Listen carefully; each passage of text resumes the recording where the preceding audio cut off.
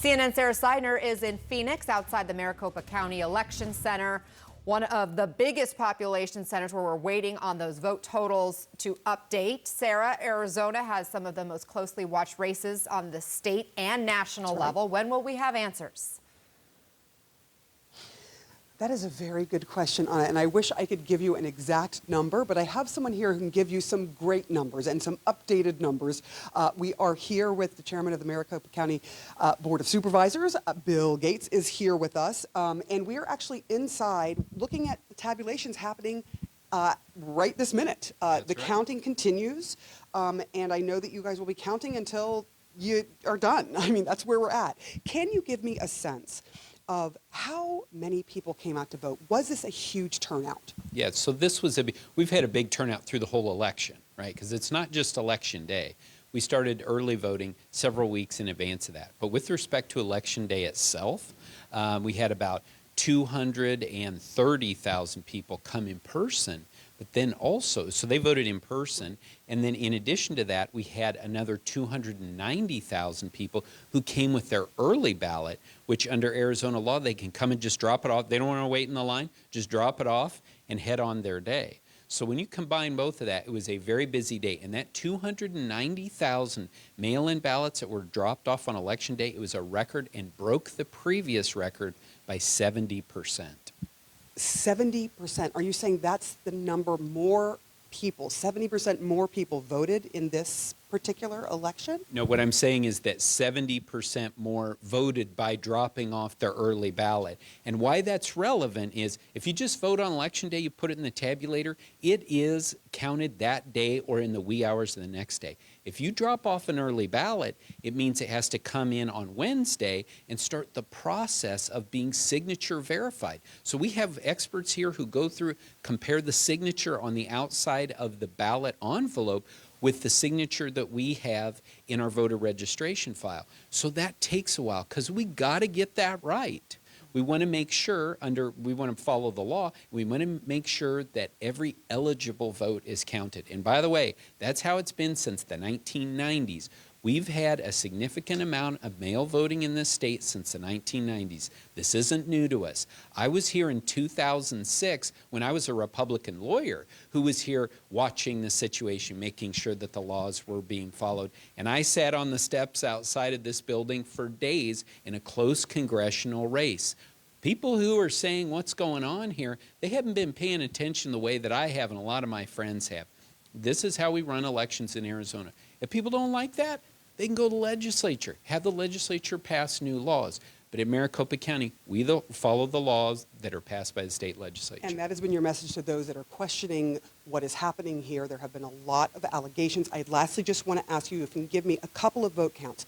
How many votes from today do you still have to count? In other words, how many votes that were brought in on the day of the election in those envelopes do you still have to count? We have to count all of those that were brought in from Election Day. None of those have been counted and reported, the 290,000. So that is for sure, 290,000. Makes up part of that 400,000, that's right. So we're still at that number. Bill Gates, I appreciate your time. Thank you very much for letting us in to see the process. And we are going to send it back to you. Still, we're about between 400,000 and 410,000 votes here in Maricopa County that still need to be counted. And that is a huge number because there's only about 560,000 votes across the state that still need to be counted. We'll give you an update as soon as we get one. Anna? Sarah, real quick, can you ask Bill when he estimates those votes in Maricopa County will be counted? Yes. Yes. You know we do this to you every day, and I'm just going to have to do it to you again. When do you anticipate the votes will be counted in total, those 400,000 plus votes? Well, we will be going into next week. There's some onesie-twosies, again, pursuant to Arizona law, but I think that we'll see the lion's share here wrap up by early next week. Early next week, can you give me a day? Are we talking Monday? Or we? Maybe, as long as you won't hold me to it. But I think that's what we're looking at this point. Again, given the number of ballots here, the Arizona laws that we have to follow, and the fact that accuracy comes first. There you go. Accuracy comes first. Bill just telling us, look, it's probably going to be early next week. We knew that, I think on Friday, you thought that maybe Friday 95 to 99%, but that has changed partly because there were so many people who came in and dropped those ballots, those early ballots off the day of the election. So that's where we are, and I promise you, we'll give you the information as soon as we get it. There will be another count that happens, I think, this evening and an That's announcement. correct. Okay? Back to you, Arnold. Okay, and of course, both the governor's race and the Senate race there in Arizona are key races everybody's watching. Thanks, Sarah Seidner and Bill Gates. Now let's go to Nevada.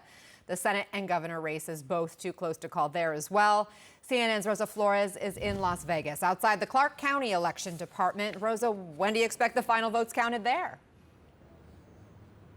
You know, Anna, we've been asking that same question, just like Bill Gates just told Sarah Seidner, and we're getting is very similar. In essence, they don't know, but here in Nevada, we know that by law, the unofficial results have to be presented by November 18th. So that's next Friday. And of course, everyone here watching these two races, both the U.S. Senate race and also the governor's race, the margins are razor thin. We are watching this. Now, overnight, the U.S. Senate race got even tighter. It's less than 3%. Right now, the individual who's in the lead is the Republican, Adam Laxalt.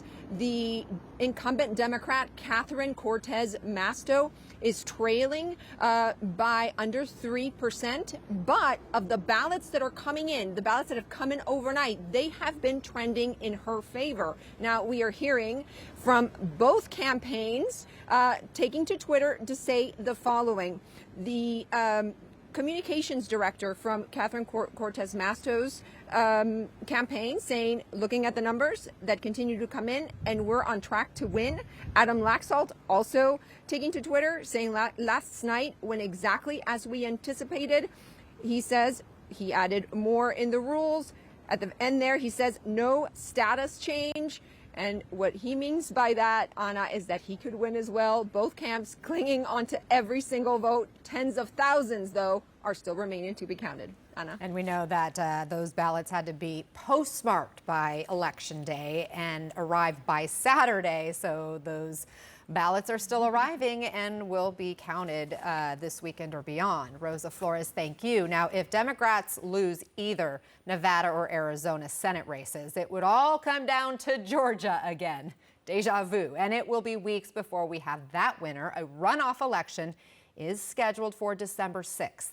CNN's Nick Valencia is in Canton, Georgia, north of Atlanta. Nick, are we already seeing some national money funneling into this sprint to the finish? Well, we are seeing the start of the cavalry of top Republicans coming to town, Anna, when later today Herschel Walker kicks off his runoff campaigning alongside Republican Senator Ted Cruz. So we're seeing this doubling down in the investment by the GOP in Walker's campaign. We should expect to see the same from Democrats when it comes to Raphael Warnock. One of the biggest questions, though, after Tuesday's election is whether or not we're going to see the former president here, Donald Trump, or if Walker will begin to distance himself from his longtime ally, just like we've seen a lot of Republicans do so since the election.